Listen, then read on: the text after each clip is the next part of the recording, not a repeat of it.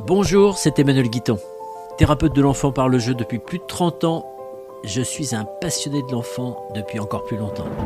Aujourd'hui, j'ai bien envie de transmettre ce que j'ai observé et appris pour vous aider à mieux comprendre vos enfants, sans les mettre dans des cases. Bonne écoute! Bonjour chers auditeurs, chères auditrices. Bonjour Emmanuel. Bonjour Sidonie. On va continuer en fait l'épisode précédent. Je pense que vous êtes tous en train d'attendre avec suspense la suite parce qu'on avait commencé à entamer la symbolique derrière le jeu de l'enfant. Entre autres des voitures, donc les voitures la façon dont l'enfant joue avec ce véhicule qui en dit long. Est-ce qu'on peut continuer à développer ce sujet, Emmanuel ? Moi j'ai envie de dire, c'est quelque chose qui me vient à l'esprit là, en voiture, on y va. Ouais.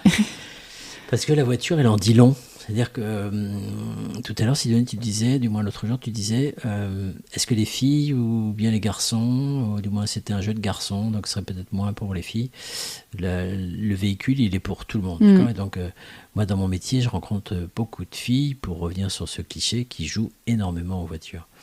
Parce que la voiture, pour redire ce qu'on a dit l'autre jour, c'est vraiment un véhicule. Et un véhicule, dans la vie, c'est important. Donc, je ne reprends pas ce que j'ai dit l'autre jour. Mais c'est dans le jeu de l'enfant, encore une fois, reprendre ce qu'il vit dans ses relations, donc dans ses mouvements relationnels. Par exemple, un enfant qui joue aux voitures où il y a beaucoup d'accidents, par exemple, ça voudrait dire qu'il y a des conflits, des choses comme ça ? C'est ça, il y a beaucoup d'accidents émotionnels. Okay. Un accident émotionnel, c'est quand je suis frustré, quand on m'a mal parlé, quand je suis vexé, ou quand je n'ai pas réussi quelque chose, c'est-à-dire que c'est des chocs que j'appelle des tsunamis émotionnels, parce que moi je dis toujours que les émotions, c'est un véritable tsunami physiologique, donc c'est une véritable tempête interne qu'on ne soupçonne pas, d'accord, qu'on sent plus ou moins quand on est adulte, qu'on ne sent pas du tout quand on est enfant. Mais c'est important de savoir que le véhicule va nous montrer comment se véhicule l'enfant dans ses relations. Et donc, si la voiture a tendance à taper partout, c'est qu'il y a quelque chose qui le tape par tout le temps. Psychologiquement, tu veux dire ?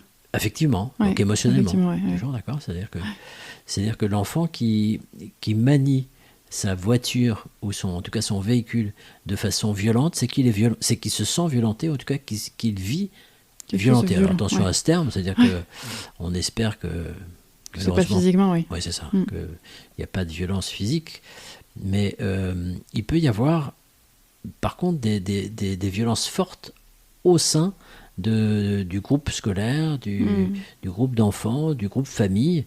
Il peut y avoir des violences qui sont vécues très fortement, et je parle de violence émotionnelle, d'accord ? Ce qu'on appelle en psycho la souffrance, d'accord ? Il y a quelque chose de... En tout cas, lui le vit comme ça. Voilà, il y a quelque chose qui peut être très triste, ça peut être quelque chose qui peut être très colère, ça peut être quelque chose qui peut être extrêmement joyeux, donc il ne s'arrête pas, c'est-à-dire qu'il y a une émotion qui déborde, et donc l'enfant va montrer ça dans son véhicule, qui va être très rapide, qui va faire énormément de bruit, qui va foncer partout, qui va taper partout. C'est ce qu'il c'est ce qu'il pose dans son jeu, c'est ce qu'il reprend de son vécu émotionnel. Du coup, là encore, si c'est quelque chose qui est trop fréquent, qui joue aux voitures de cette manière-là, assez violente, qui se cogne partout, là encore, il faut s'en inquiéter, il faut aller voir quelqu'un. Oui, c'est très important, et c'est assez fréquent de voir des épisodes comme ça qui durent, des épisodes de jeu qui peuvent durer plusieurs semaines, plusieurs mois, où on en a marre d'entendre son enfant faire des crissements, de casser ses jouets, de taper avec ses véhicules dans les murs, dans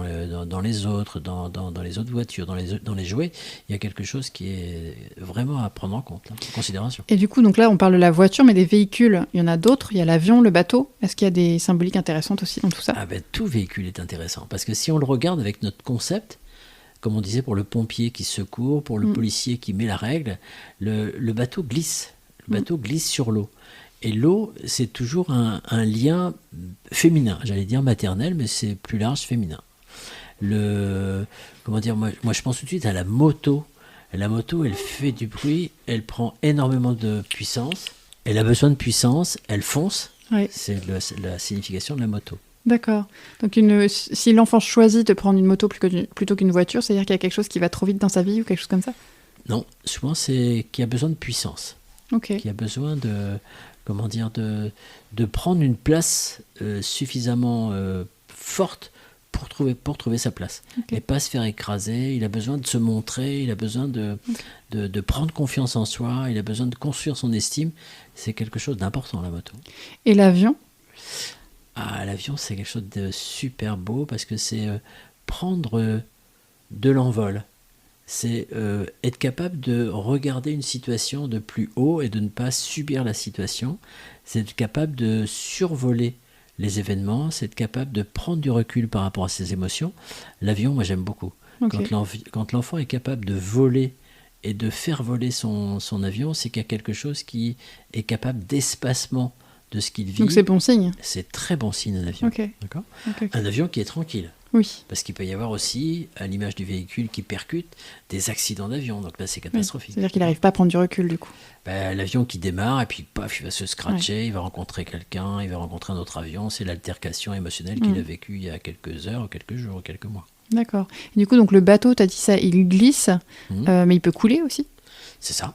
Donc ça veut dire quoi si le bateau, il fait couler son bateau c'est qu'il il y a des coulages à certains moments de sa vie. Encore une fois, le jeu est à l'image du vécu affectif, C'est-à-dire du qu'ils sont, vécu émotionnel. C'est noyés qu'il a dans quelque coulé à chose. certains moments. Si on Ouais. reprend le mauvais joueur, l'enfant, il peut très bien jouer sur une imagination où le bateau va couler. D'accord. Il va se faire scratcher par quelque chose, un obus ou un missile, et Ok. pouf, il va couler. C'est ce qu'il a vécu, c'est la perdition. D'accord. Le vécu, c'est quelque chose de considérable parce qu'un enfant avance toujours, évolue toujours, veut grandir, veut s'adapter tout le temps. Et quand le véhicule s'arrête ou scratch, il y a quelque chose qui s'arrête dans la vie émotionnelle. Il y a quelque chose qui scratch dans la vie émotionnelle. Ok.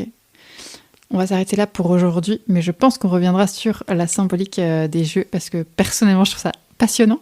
Merci beaucoup d'avoir répondu à ces questions, Emmanuel, et à très vite. À bientôt.